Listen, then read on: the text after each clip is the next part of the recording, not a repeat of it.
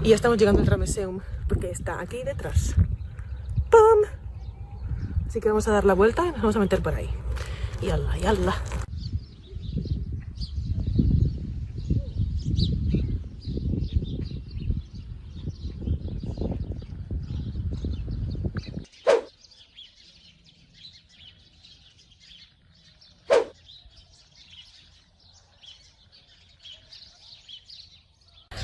Bueno, pues a ver si el viento no hace de las suyas. Ya estamos en el Ramesseum. Es el templo funerario de Ramsés II, como os comentaba. Y bueno, lo interesante es que este templo introduce una innovación, y es que el pilono, en lugar de ser hecho de adobe, está hecho de arenisca.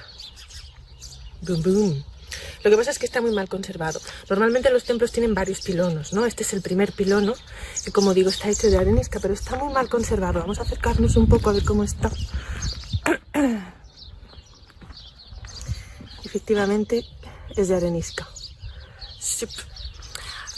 Como veis parece que no tiene ningún relieve, pero si le da la luz bien se puede apreciar todavía ciertos relieves bélicos. Vamos a ver si lo podemos mostrar en la pantalla.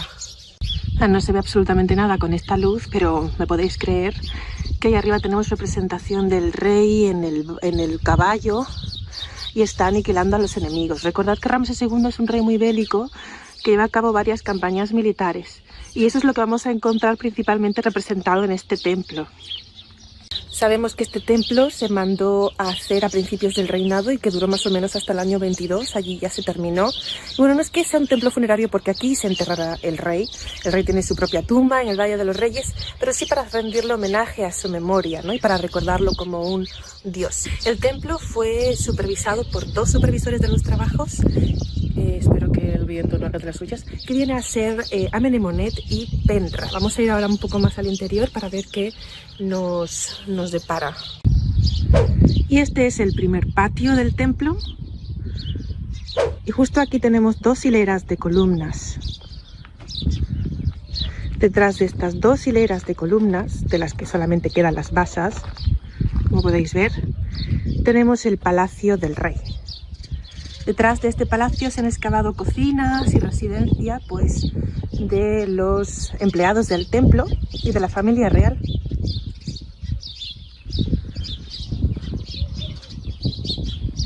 Y justo aquí, cerca del segundo pilono, tenemos un coloso deificado de Ramsés II, que lo tenéis justo ahí.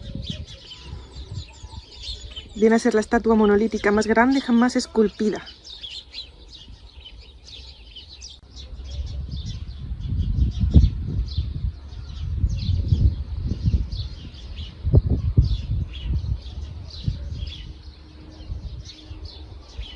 Y aquí tenemos más detalles de esa estatua monolítica que os comentaba antes, que es la más grande esculpida en un bloque de piedra. Es enorme, ahí tenéis los pies. Y bueno, evidentemente se ha caído. Una oreja mediría más de 1 metro, para que os hagáis una idea.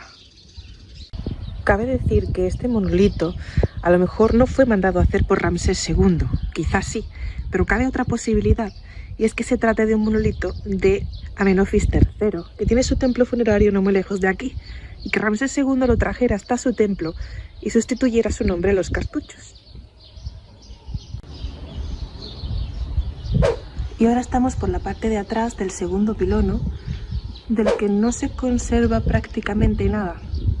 Está peor conservado incluso que el primero, como veis aquí, ya no queda nada. Pero todavía quedan relieves.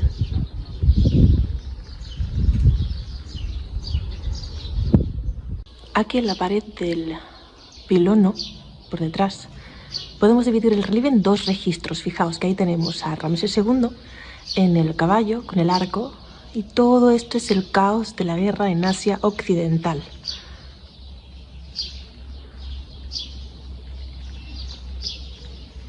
Mientras tanto, en el registro superior, que no sé si se va a llegar a ver, tenemos otro tipo de escena. Se trata del festival al dios Amon-Min.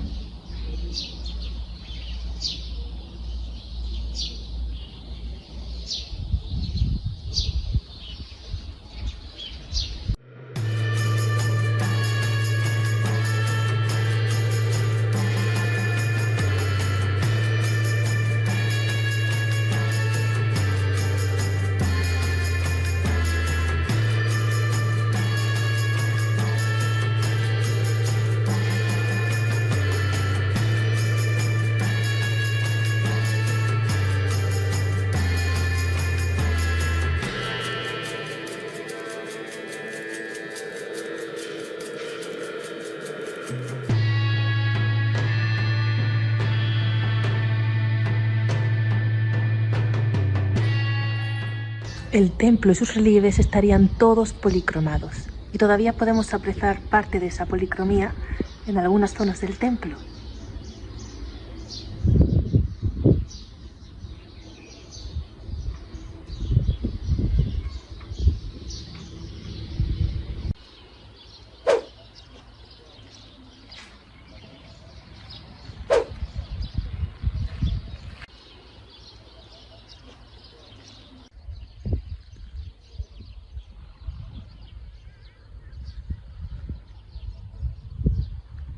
Como veis, este segundo patio estaba flanqueado por estatuas osiríacas de Ramsés II.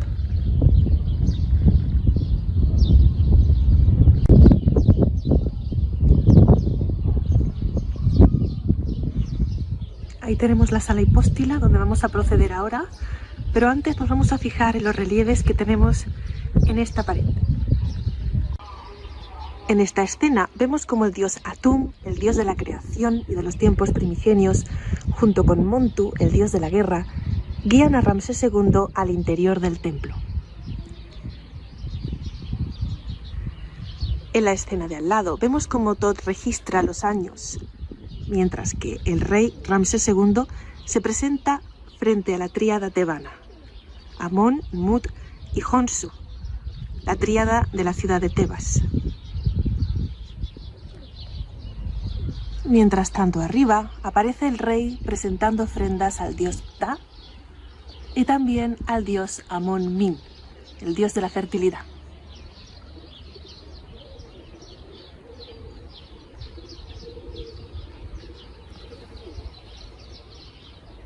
Y con esto llegamos a la sala hipóstila.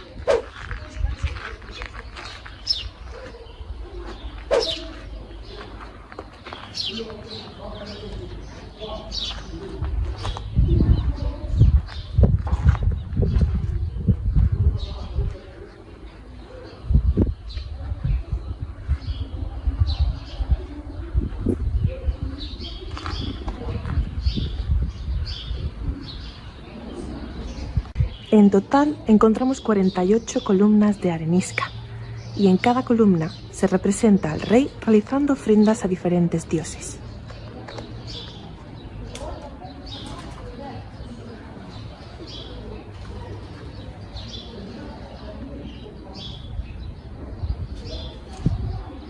En el muro este, por detrás, encontramos al rey Ramsés II, el faraón, en plena batalla bélica, arrasando contra la fortaleza hitita de Dapur.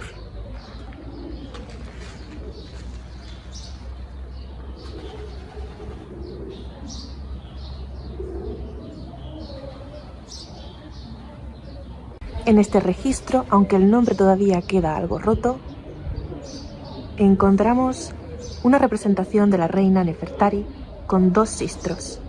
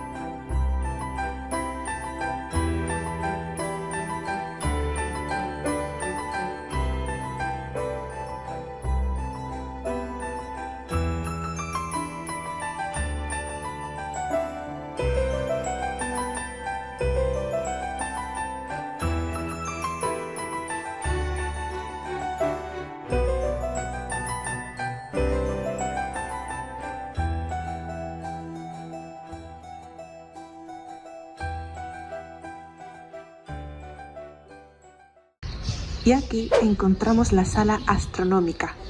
Se trata de una sala de 8 columnas que sostienen un techo que representa las constelaciones y los decanos.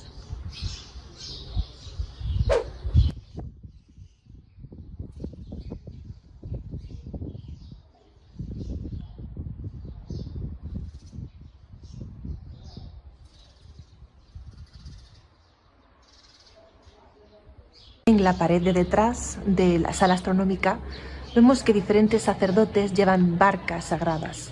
Son las barcas de diferentes dioses, como puede ser Ahmes Nefertari, una reina que fue divinizada a principios de la dinastía 18, Honsu, Ramsés II y Amón.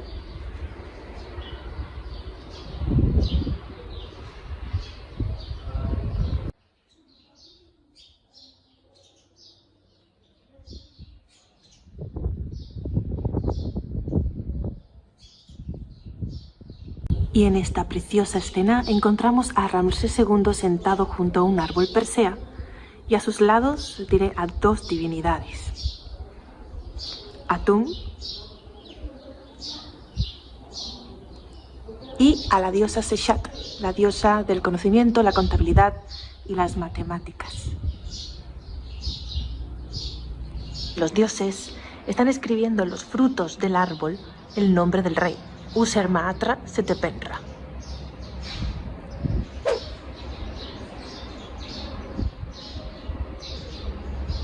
Y fijaos que al lado de Seshat está su consorte, el dios del conocimiento y también de la contabilidad, el dios Tot, Jehuti en egipcio, que también está escribiendo el nombre del rey. Justamente esta vez está escribiendo el nombre Ramsés Meriamón. Bueno, aquí este es el final del templo, per se. ¿Y qué es lo que tenemos aquí? Pues estos son los almacenes, fijaos, que se han conservado en estructuras de adobes. Aquí pues es donde estaban los magazines, los diferentes almacenes de las cocinas y de todas las necesidades del templo, para que el templo estuviera provisto de todo lo que hiciera falta y de toda la abundancia.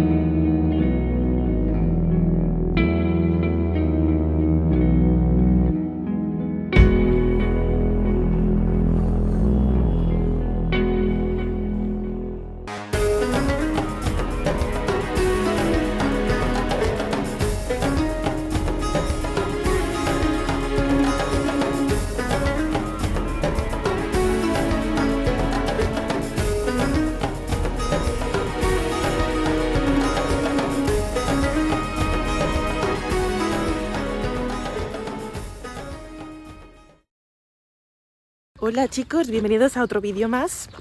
Ahora estoy camino del templo funerario de Ramsés III de Medinet Abu. El hotel está ahí atrás y bueno, pues en esta dirección de aquí, por ahí está el templo de Medinet Abu. Así que vamos a echarle un vistacillo. De hecho se ve desde aquí, está muy al lado. Os voy andando para que veáis. Pero voy a coger un poco el camino largo porque es un poco más divertido que el corto. Así que os voy a enseñar algo del camino y nos vemos por el templo.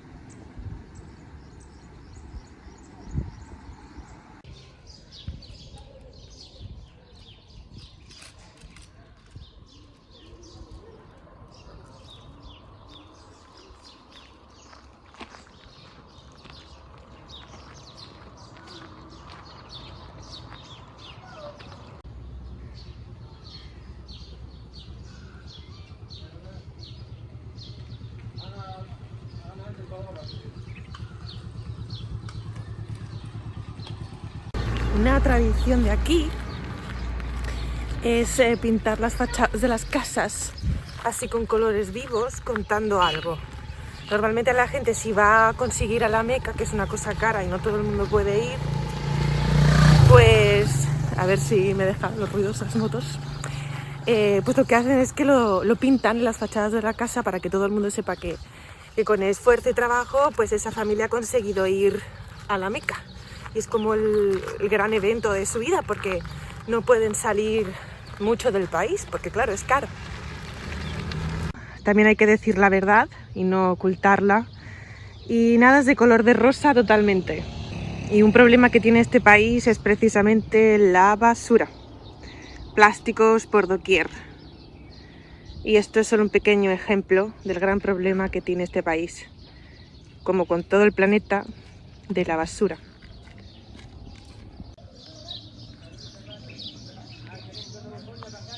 Y aquí tenemos el templo. Vamos por ello. Esta es la gran puerta principal. Lo interesante de esta parte es que aquí arriba están las estancias para las esposas del rey, del faraón Ramsés III, que se quedaban en el templo. Entonces no se puede acceder, pero dentro hay relieves que muestran a Ramsés III con sus esposas, sus concubinas. Y aparecen las concubinas pues con instrumentos musicales, con flores. Que sí es cierto que bien estas concubinas no eran precisamente angelitos, pues le dieron problemas a Ramsés III. Una de ellas, Ti, una de las reinas secundarias, pues preparó un complot para matar a Ramsés III, es la conspiración del harem, con el objetivo de que su hijo, Pentawere, fuera el sucesor al trono. Salió mal. Y bueno, no se sabe si Ramsés III murió antes o después de que se cerrara el caso completamente, pero si bien tuvieron que acabar bastante mal. Y dejando la gran puerta detrás de mí, llegamos al primer patio. Y justo de enfrente mía, que es lo que vosotros podíais ver, o enfrente de mí para ser correctos, tenemos el primer pilono. Pero antes de eso vamos a ver otras estructuras que estaban aquí antes de la construcción del templo funerario de Ramsés III, y también otras que se construyeron después. Por ejemplo, estas de aquí. Aquí tenemos 3 capillas. Y bueno, esto son precisamente tumbas de princesas. Una de la dinastía 25, Amenírdis I, que era una de las hijas seleccionadas para rendirle culto a Amón, y las otras princesas de la dinastía 26. Es muy interesante que en los dinteles de la puerta nos habla de que el visitante que venga aquí pues tiene que darle ofrendas y rendirle culto a la difunta muerta. De lo contrario, pues sufrirá maldiciones como malas enfermedades. El otro día que vine no estaba esto tapado con una tela negra, no sé por qué lo habrán hecho, si están de restauración o algo, y eso que veis ahí es una mesa de ofrendas.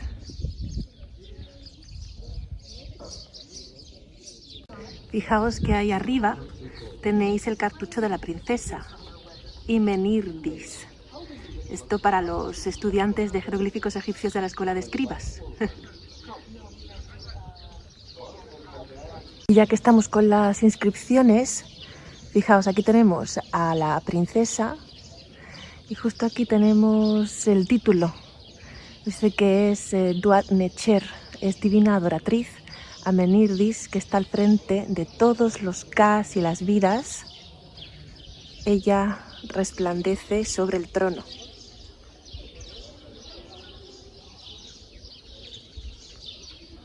Y mientras lo que acabamos de ver es de la dinastía 25, aquí tenemos a princesas de la dinastía 26. Primero tenemos a Nitocris I, que es la hija de Samético I. Luego tenemos a Shepenwepet, todavía se puede leer en algunos cartuchos ahí.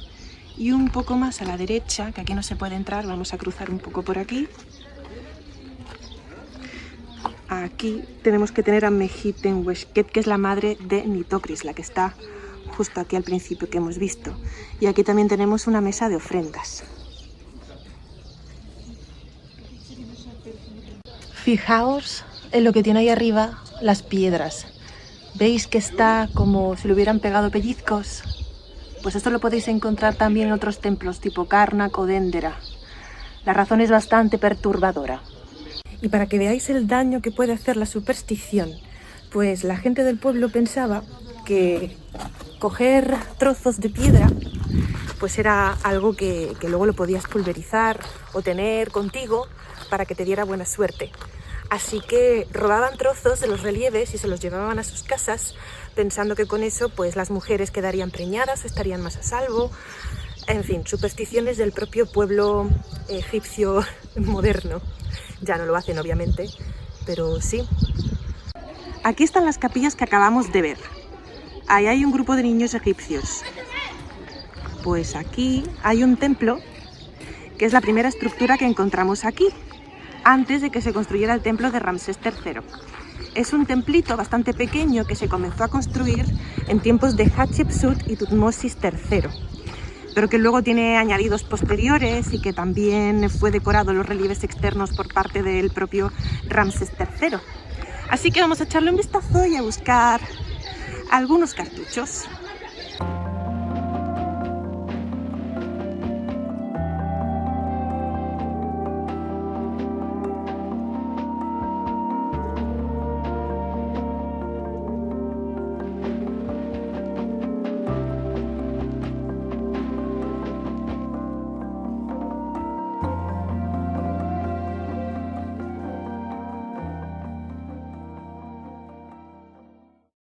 Creo que esa chica me está persiguiendo. Pero bueno, anyway. El templo, lo que viene a ser ya el templo de Ramsés, tenía dos puertas. La primera puerta es por donde nosotros hemos entrado, que es la puerta principal. Por ahí es por donde entraban las procesiones en los diferentes festivales, ¿no? Que traían pues procesiones de la barca sagrada. Y esta es la puerta secundaria. Por aquí es por donde entrarían la gente que trabajaba en el templo, los sacerdotes secundarios, etc. Fíjate que detrás de mí tengo una falsa puerta que vamos a mirar ahora en un poco más de detalle porque está muy bien conservada y es muy bonita. Es la falsa puerta y es de Tutmosis III.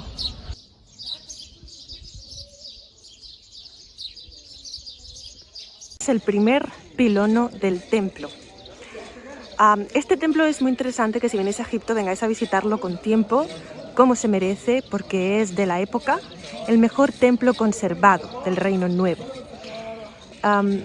Además está inspirado en el Ramesseum, entonces es más conveniente que vengáis aquí primero, porque luego el Ramesseum, como está en peor estado, pues podréis haceros mejor una idea de cómo debió ser cuando estaba completo y entero. En los pilonos, como os decía antes, se suelen representar imágenes del faraón acabando con los enemigos para indicar que el caos quede fuera del templo, porque dentro solamente puede estar la mar. Pero a todo eso también hay que añadir que Ramsés III es un rey muy bélico. Tuvo bastantes conflictos durante su reinado, no solamente con pueblos extranjeros, sino también con la propia población, que pasaba hambruna. Hubo varias revueltas, ¿no?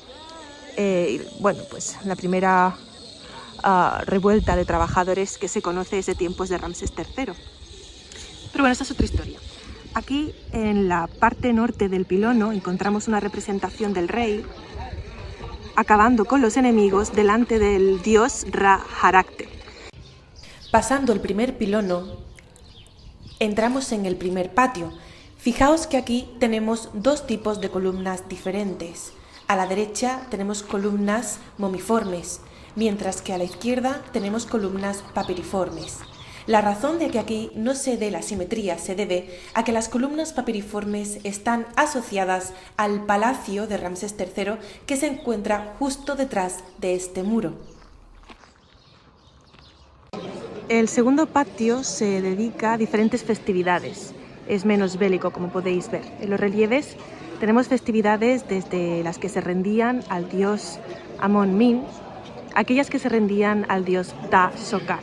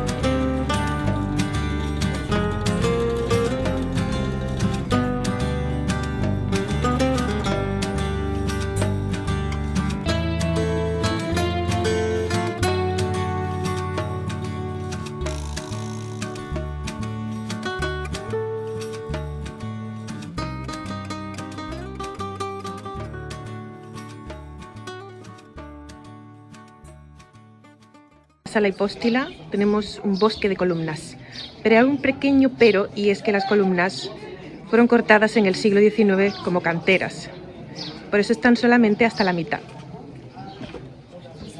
Tenemos hasta 52 salas subsidiarias en la sala hipóstila, con representaciones de diferentes rituales y el rey realizando ofrendas. En algunas de estas salas se alojaban las deidades durante las diferentes procesiones en las festividades.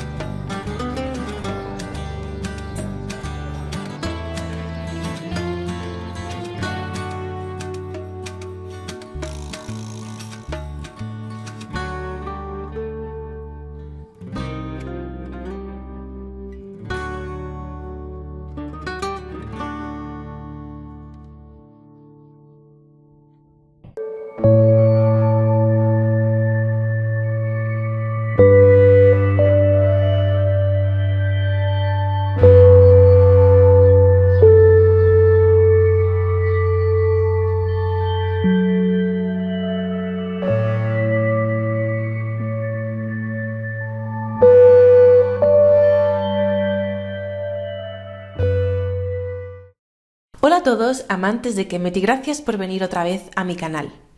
Esta vez me gustaría compartir con vosotros mi visita al templo funerario de Seti I en Luxor.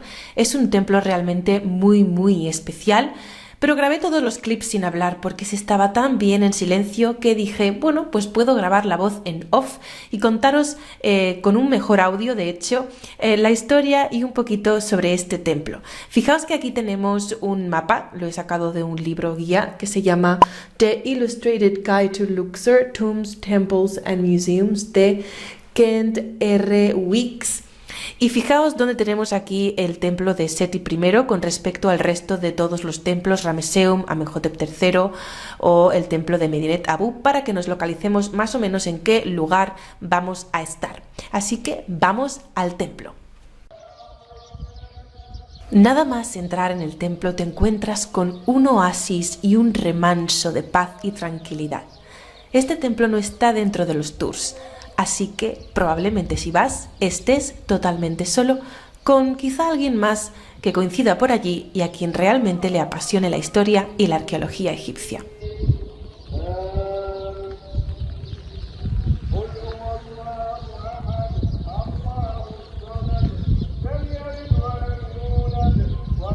Los dos primeros pilonos del templo están muy mal conservados, pero podemos apreciar un camino decorado con palmeras que originalmente tendría árboles persea. Las palmeras le dan toda una emoción de tranquilidad, de oasis, de remanso, de paz al templo. Caminamos hacia el pórtico. En el pórtico oeste vemos un total de unas 10 columnas papiriformes. En el muro de detrás encontramos diferentes relieves que representan a las figuras divinizadas del Alto y del Bajo Egipto y también a sacerdotes llevando diferentes barcas sagradas. Fue precisamente Ramsés II, el hijo de Seti I, quien acabó de construir el templo tras la muerte de su padre.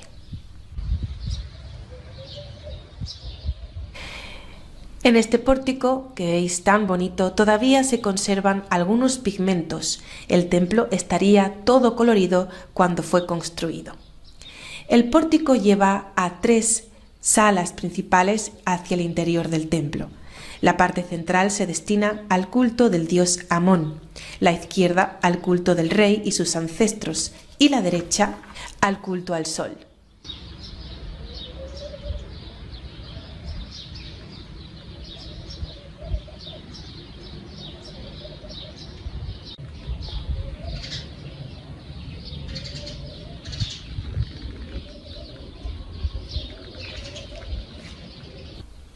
Son muy frecuentes los relieves en los que el rey hace ofrendas a diferentes divinidades.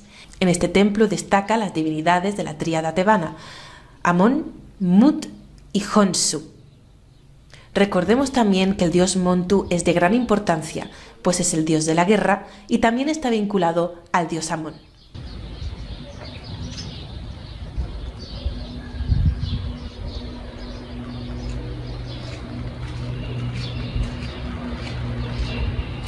Llegamos así a la sala hipóstila, un lugar realmente especial y acogedor.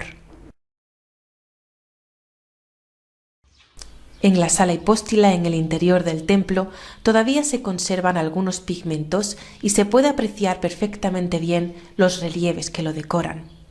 Tenemos capillas subsidiarias, esas habitaciones oscuras que vemos a los lados, dedicadas a diferentes deidades, como pueden ser, como decíamos, la tríada tebana, deidades osiríacas o al mismísimo rey Seti I.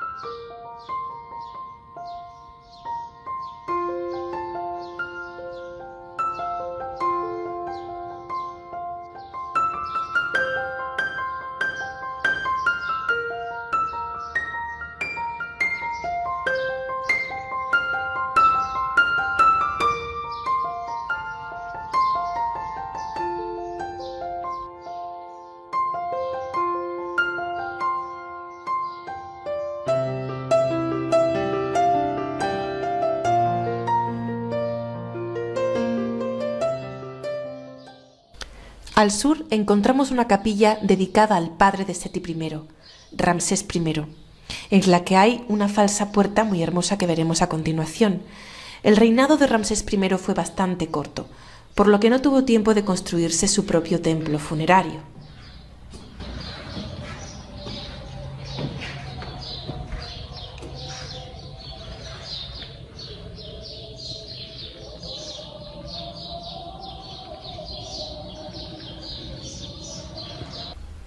Aquí encontramos la falsa puerta, en la que se representa al rey tanto a la izquierda como a la derecha.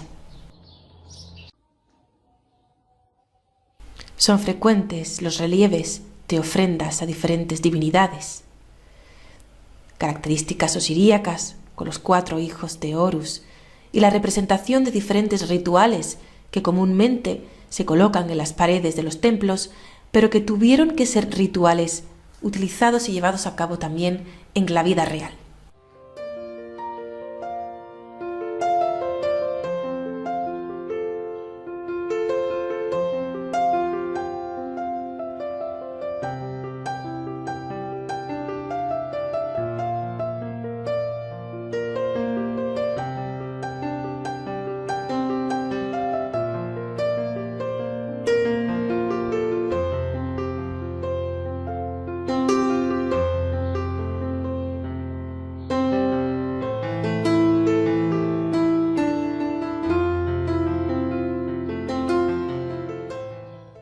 Regresamos a la sala hipóstila y un poco más allá encontramos la naos. En este bloque pétreo se colocaría una de las barcas sagradas que llegarían hasta aquí en la bella fiesta del valle desde el templo de Karnak. El templo de Seti I es el primer templo que tiene sus propios almacenes. Anteriormente, los templos funerarios traerían todas las necesidades y comida desde el templo de Karnak. También es el primer templo que se conoce con su propio palacio del rey. Y aquí vemos un pequeño Osireyón. Es una miniatura del templo de Seti I en Abidos. Solitaria, tranquila, un lugar donde aprender y dejar volar la imaginación.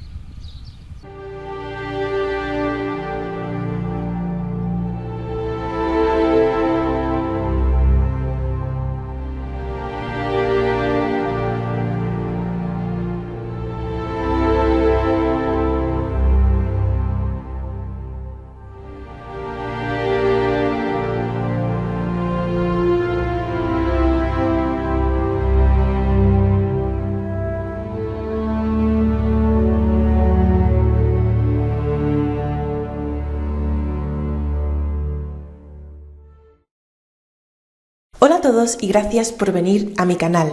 Vamos con un vídeo más de los que he grabado en Egipto. Como vi en el último vídeo que os gusta mucho que ponga la voz en off, eso mismo he decidido hacer con este vídeo dedicado a la maravillosa tumba de Ramsés V y VI. Esta tumba está emplazada en el Valle de los Reyes, un lugar sagrado donde se enterraron los reyes a partir de la dinastía XVIII en la orilla occidental de Luxor. Ramsés V y VI pertenecen a la dinastía XX. Ambos reyes estaban enterrados de una manera bastante inusual en esta tumba. La tumba se comenzó a construir con Ramsés V y se terminó con Ramsés VI. Las dos momias se trasladaron al caché real en la KV-35 en el año 9 de Ramsés IX. Solamente se conserva el sarcófago de Ramsés VI hoy en día en la tumba. Y así, sin más dilación, vamos a hacer un recorrido por la tumba. Llegamos al Valle de los Reyes, camino de la tumba de Ramsés V y VI, un lugar realmente especial. El Valle de los Reyes era el lugar sagrado de enterramiento de los reyes a partir de la dinastía XVIII. Así entramos en la tumba, un lugar muy especial, donde los ecos de los murmullos y los pasos de la gente se pueden escuchar. Un lugar repleto de colores, con relieves y pinturas que representan textos funerarios como el libro de las cavernas, el libro de las puertas, los libros del cielo, el Amduat, el libro de la tierra, que nos narran el proceso regenerativo del dios Ra a través de su viaje en el inframundo. También encontramos algunas escenas como la sala de Osiris, que representa el juicio de los muertos en la escena 33 del libro de las puertas. Y el techo pintado nos refleja todo el circuito de Ra por el día y por la noche, fuera y dentro de la diosa del cielo Nut, como el sol día tras día vuelve a nacer y se regenera, viajando en un cielo que representa el río Nilo. En las paredes norte de la tumba encontramos el libro de las cavernas, mientras que el libro de las puertas está principalmente en las paredes sur de las 5 primeras cámaras. Estos libros también reflejan los enemigos a los que Ra se tiene que enfrentar en el inframundo con la ayuda de sus tripulantes. En el libro de las puertas, por ejemplo, son los dioses Sia y Heka los que ayudan al dios a enfrentarse a estos enemigos que representan el caos. También encontramos la idea de las horas y del tiempo en el circular de las 12 horas de la noche por donde el dios Sol tiene que pasar. Y no puede faltar el aspecto regenerativo que une al dios Sol, Ra, con Osiris, el aspecto más carnal dentro de la propia tierra.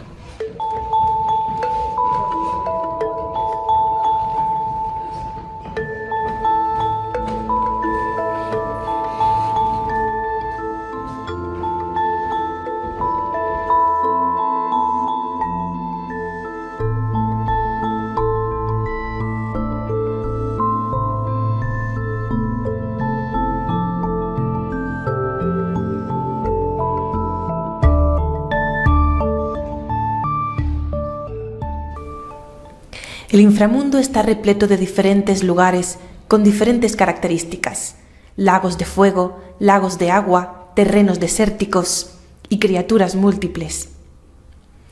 La representación del circuito del Sol se extiende por todo el techo durante las primeras cámaras hasta llegar a la cámara central, con pilares que representan al rey y también a diferentes dioses a los que se les está realizando ofrendas. En sus paredes se continúa la representación del libro de las puertas y también de las cavernas.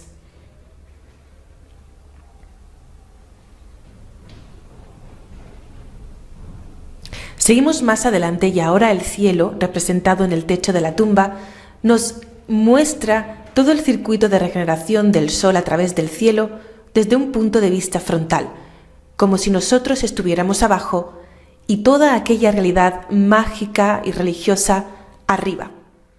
Esto es interesante para ver que los egipcios también tenían representaciones frontales, aunque no eran sus favoritas. Así nos vamos acercando poco a poco más a la cámara funeraria. Y llegamos a la cámara funeraria, donde se representa principalmente el Libro de la Tierra. El Libro de la Tierra es uno de los textos del inframundo desarrollados en el Reino Nuevo y parece ser que se centra en el capítulo 11 del Libro de las Puertas. Es una extensión del mismo. También aquí encontramos representado el Libro del Día y el Libro de la Noche en el techo. Todo esto para contarnos el proceso regenerativo del dios Sol dentro del inframundo en la Tierra.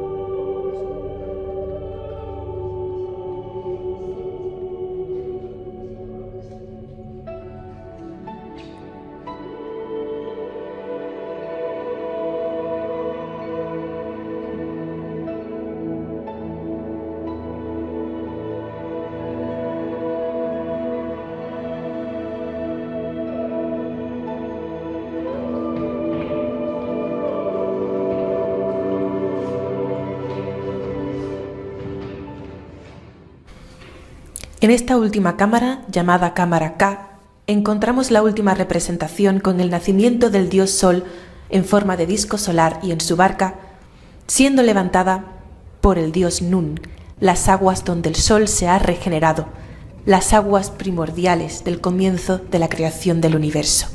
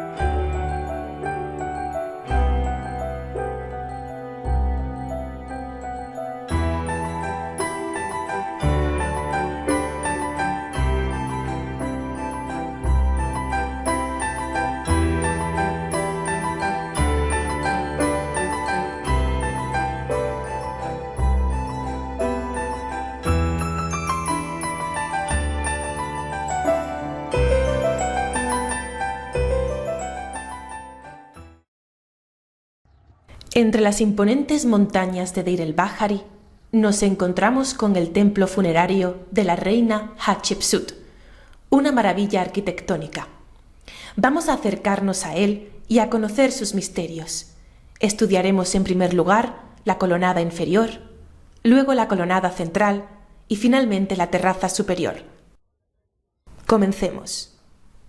Llegamos a la colonnada inferior norte del templo, con el silencio de las montañas y el canto de los pájaros.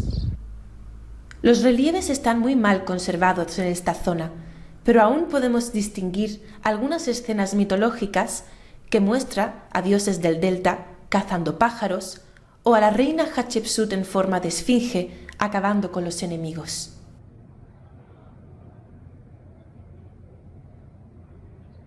También es muy interesante que podemos distinguir dos tipos de jeroglíficos, los de los tiempos de Hatshepsut y los de la reutilización posterior por Ramsés II.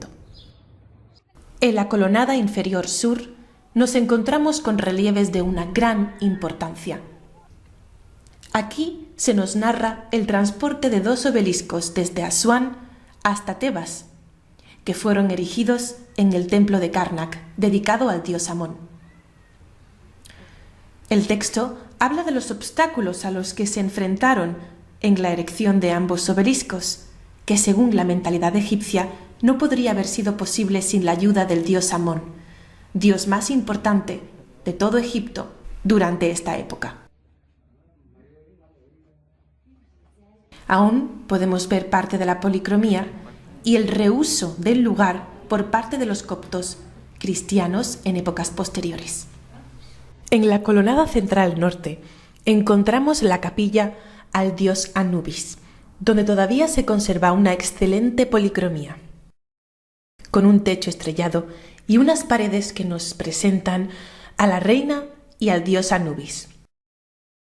Es importante darnos cuenta de que aquí la figura de la reina aparece erradicada de la pared, y esto se debe al castigo de la damnatio memoriae que sufrió la reina tras su muerte. En esta hermosa capilla no solamente encontramos representaciones de ofrendas dedicadas al dios Anubis, sino también al dios Amón, que no podía faltar.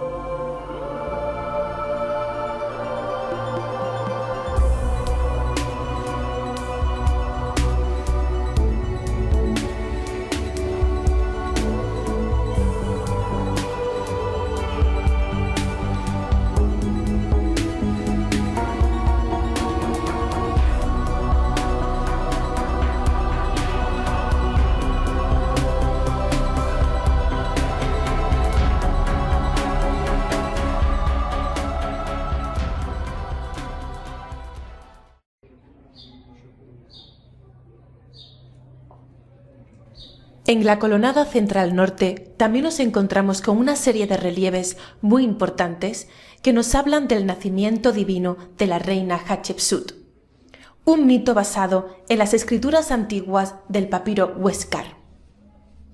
En estos textos, Hatshepsut nos habla cómo ella es la hija carnal del dios Amón, cómo el dios Amón se presentó frente a su madre, la reina Ahmose, para dejarla embarazada.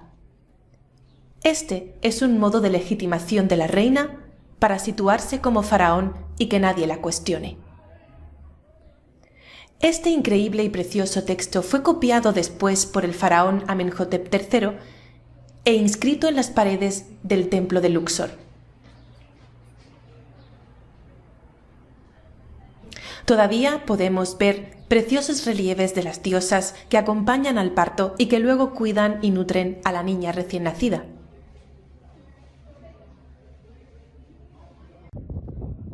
En la terraza central sur encontramos la capilla de la diosa Hathor, la diosa más importante de Deir el-Bahari. Nada más acercarnos encontramos un relieve precioso en el que la diosa Hathor con forma de vaquita lame la mano de la reina Hatshepsut.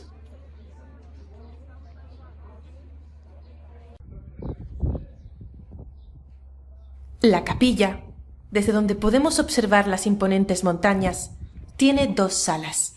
La primera con 8 pilares y 8 columnas, y la segunda con 16 columnas, cada una con cabecita de la diosa Hathor, con cara humana y orejitas de vaca y un sistro en la cabeza.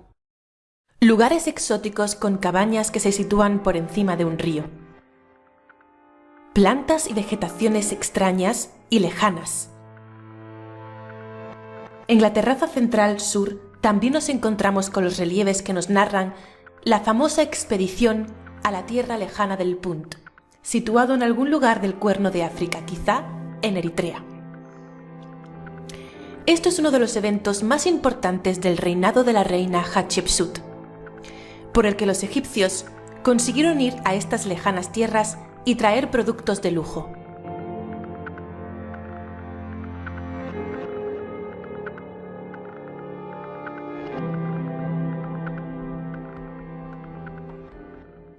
Una vez en la terraza superior, en lo alto del templo, podemos ver el templo vecino de Mentuhotep II, el templo en el que se inspiró el de Hatshepsut. Aquí encontramos 24 estatuas colosales de Hatshepsut en postura osiríaca, de las partes más famosas de este templo maravilloso.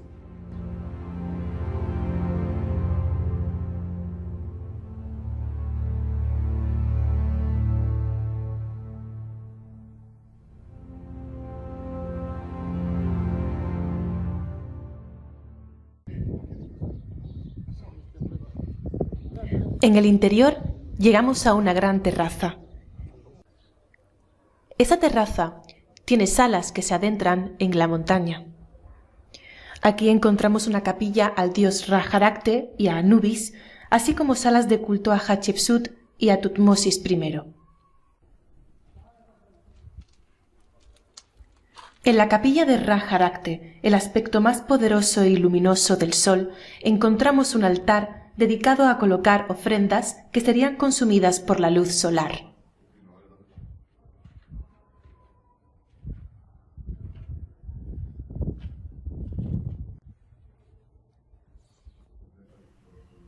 En el altar encontramos inscripciones que nos indican su función, así como unas escaleras para poder subir.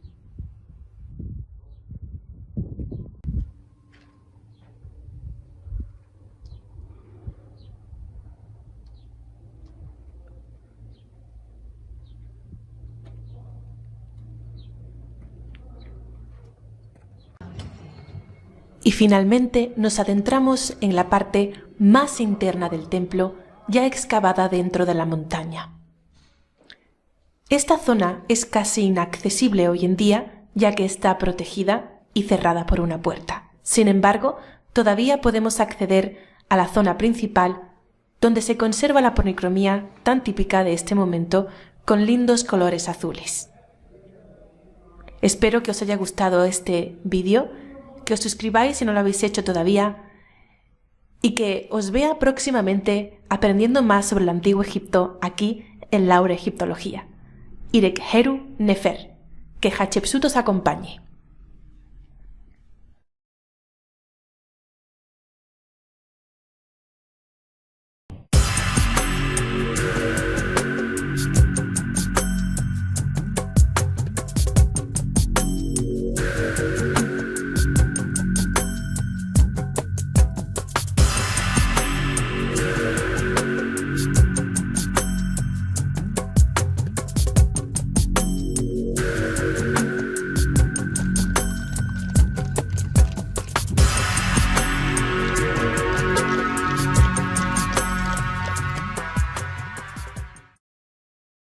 Hola a todos, amantes de Kemet, y gracias por venir a Laura Egiptología.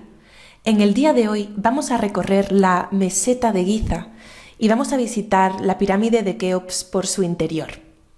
Pero antes es necesario que tengamos una idea de cómo luce este gran complejo arqueológico. Normalmente las visitas turísticas no incluyen la observación de todos los alrededores de las pirámides per se. Y los turistas suelen ir sin darse cuenta de la cantidad de tumbas que tienen a su alrededor, más allá de las propias pirámides que destacan. En cuanto llegamos a la meseta, ya podemos apreciar la magia que aquí yace. La meseta está situada justamente en medio de la zona de Giza, que forma parte de la ciudad del Cairo. El bullicio, el ruido, los coches es algo frecuente y común en cualquier momento en esta ciudad. Pero es cierto que al llegar a la meseta parece como si llegaras a una dimensión paralela, entrando en el desierto y olvidándote del bullicio de la ciudad. Eso sí, para saludar al bullicio de los vendedores. Pero sin embargo, a los ojos llama la atención en primer lugar también, más allá de las pirámides, las mastabas y las múltiples tumbas. En este caso estamos en alguna de las mastabas situadas en el cementerio occidental, al occidente de la pirámide de Keops. Cuando estás cerca de la pirámide, parece que estás junto a un muro que se eleva hacia el infinito.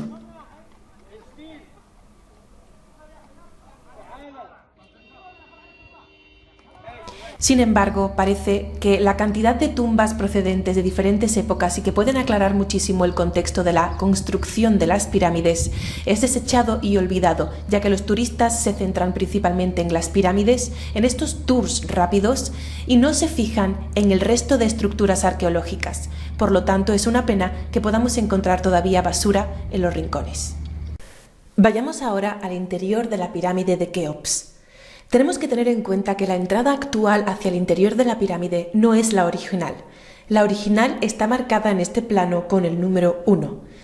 Sin embargo, la entrada actual es un acceso ordenado a abrir por el califa Al-Ma'mún en 823 después de Cristo. ya que se rumoreaba en aquella época que la pirámide estaba llena de tesoros ocultos en su interior. Accedemos por la puerta moderna abierta en el siglo IX por el dicho califa.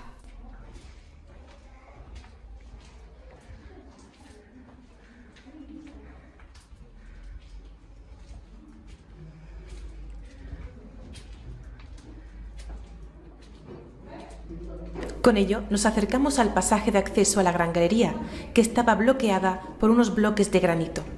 Dejamos atrás algunos pasillos que nos invitan a otras zonas de la pirámide que están cerradas. Luego la comentaremos sobre el plano. Accedemos al acceso o al pasaje que nos lleva a la gran galería y que viene a ser lo más claustrofóbico de la pirámide. Decidí no grabar en esa zona para no caerme.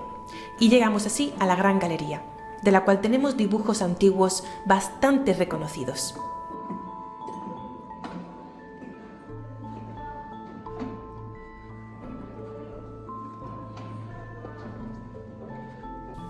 La gran galería puede llegar a ser muy impresionante. Pasamos a la antecámara y tras la antecámara llegamos a la cámara funeraria del rey.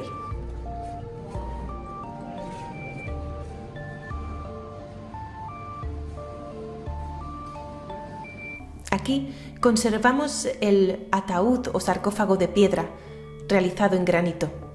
Es lo único que queda.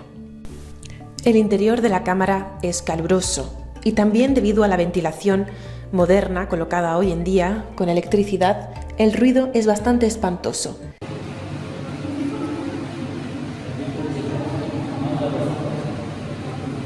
Pero me pregunto cómo sería estar aquí en silencio, sin ninguna máquina que permita la ventilación y sin ningún turista haciendo selfies.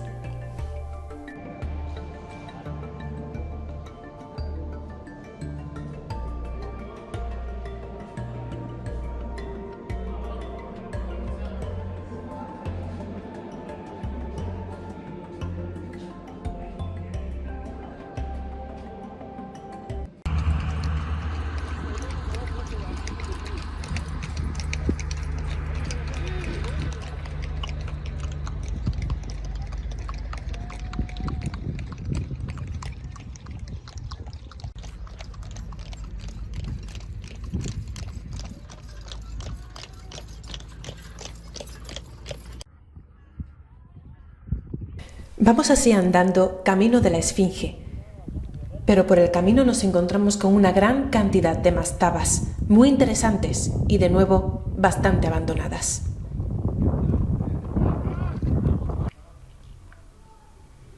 Muchas de ellas todavía conservan en los dinteles de sus puertas los textos jeroglíficos.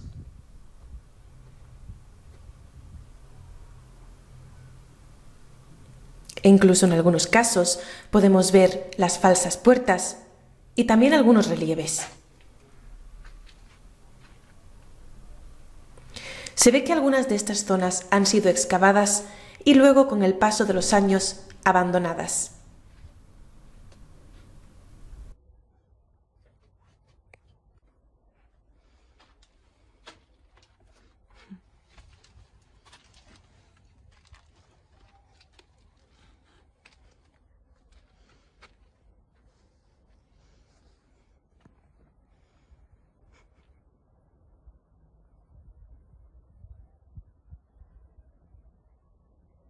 Llegamos así incluso a una mastaba que estaba abierta, abandonada, con grafitis modernos y con mucha basura.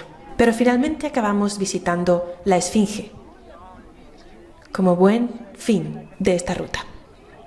Espero que os haya gustado este vídeo y que hayáis disfrutado con esta pequeña visita a la meseta de Giza. Nos vemos próximamente en mi canal. Recuerda suscribirte si no lo has hecho todavía y sígueme en Instagram, donde estamos cumpliendo con las semanas temáticas para aprender sobre la cultura material del Antiguo Egipto cada día con nuevos posts. Ang Uja Senep.